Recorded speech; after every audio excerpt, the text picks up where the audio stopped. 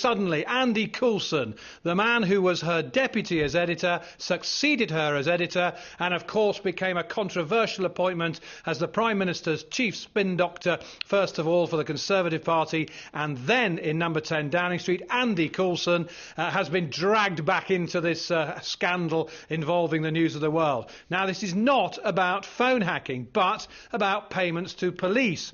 Vanity Fair says that Mr Coulson, who was editor of the News of the World from 2003 to 2006, condoned, in their words, payments from members of his staff at the News of the World to Scotland Yard, according to emails the company has handed over to police.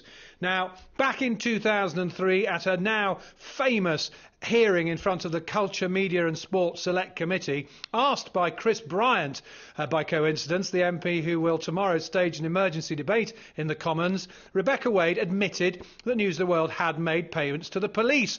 And at that moment, Andy Coulson, sharp as ever, popped up and said, only under the Press Complaints Commission Code of Conduct. So that is clearly what Mr Coulson will say in response to this. What News International have said tonight is that as a result of inquiries, it is correct to state that new information has recently been provided to the police.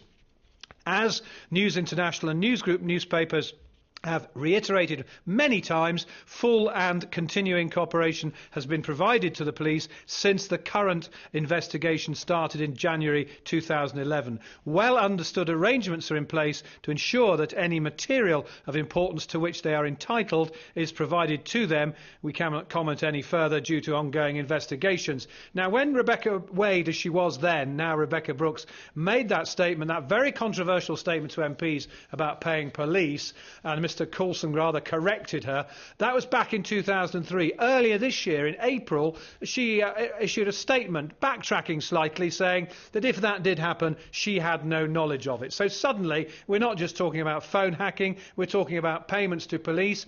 Those opponents of News International, those critics who are out for blood in the emergency Commons debate tomorrow, no doubt including Chris Bryant MP, will say this just shows their evidence of collusion between the News International and the Metropolitan Police. In his short speech in the House of Commons earlier today, which he demanded an inquiry into phone hacking, Mr Bryant, the Labour MP for the Rhondda, who claims he was a phone hacking victim, accused the police of lying time and time again to Parliament about the investigations it previously carried out into phone hacking.